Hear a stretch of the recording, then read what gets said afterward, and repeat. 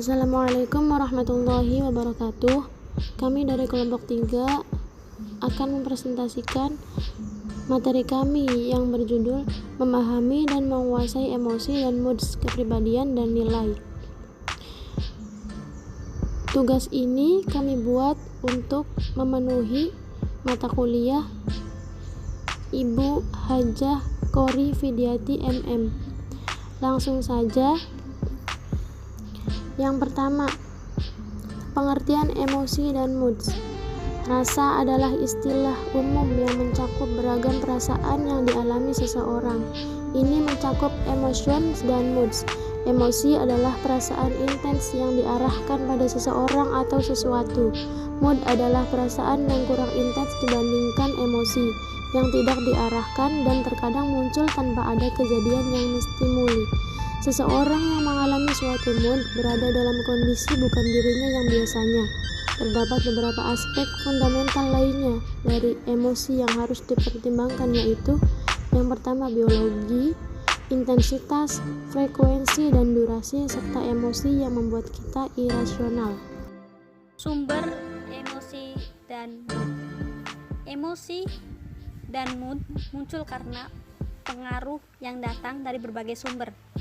Yang pertama, kepribadian. Yang kedua, hari dan periode waktu. Yang ketiga, cuaca. Yang keempat, stres. Yang kelima, aktivitas sosial. Yang keenam, istirahat. Yang ketujuh, kebugaran. Yang kedelapan, umur. Dan yang terakhir, jenis kelamin.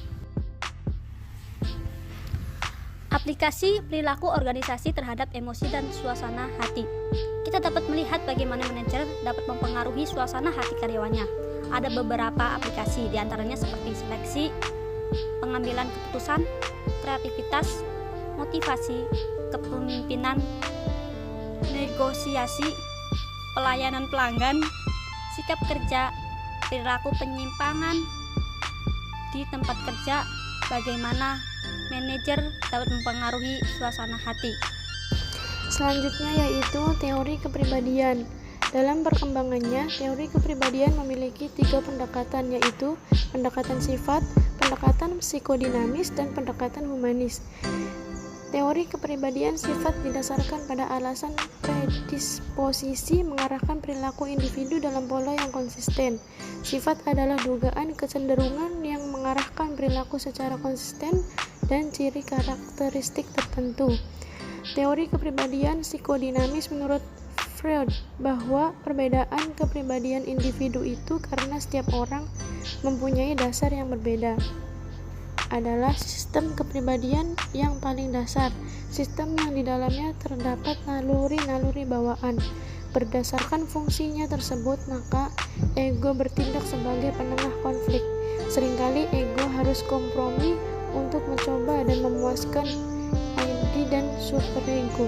Superego adalah sistem kepribadian yang berisikan nilai-nilai dan aturan-aturan yang sifatnya evaluatif, di mana nilai-nilai termasuk di dalamnya sikap moral tersebut dibentuk oleh masyarakat.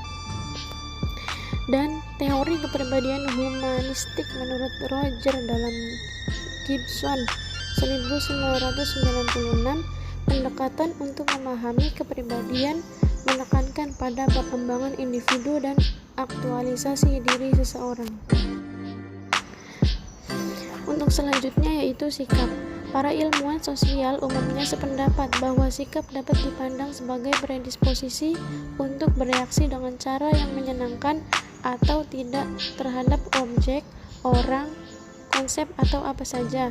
Pertama, sikap berhubungan dengan perilaku. Kedua, sikap terikat erat dengan perasaan orang dengan suatu objek. Sumber sikap. Ada banyak sumber dari pembentukan sikap-sikap anak muda, biasanya sesuai dengan sikap orang tua mereka. Apabila anak-anak mencapai umur 10 tahun, mereka mulai lebih kuat dipengaruhi oleh teman sejawat. Anak-anak belasan tahun mencari persetujuan dengan sama-sama memiliki sikap yang serupa, atau dengan merubah sikap untuk mengikuti sikap kelompok. Orang belajar dan mengetahui sikap lewat pengalaman kerja. Tipe sikap. Yang pertama ada kepuasan kerja, yang kedua ketertiban kerja, dan yang ketiga komitmen pada organisasi. Kesimpulannya yaitu emosi dapat mempengaruhi dan merubah mood, begitu pula mood dapat membuat individu lebih emosi muncul dan hilang dalam waktu lebih sekejap dibandingkan mood. Sedangkan kepribadian mempengaruhi sikap sampai tindakan seseorang individu dalam berinteraksi dengan masyarakatnya. Sekian dari kelompok kami, kurang lebihnya mohon maaf. Wabillahi taufiq wal hidayah. Wassalamualaikum warahmatullahi wabarakatuh.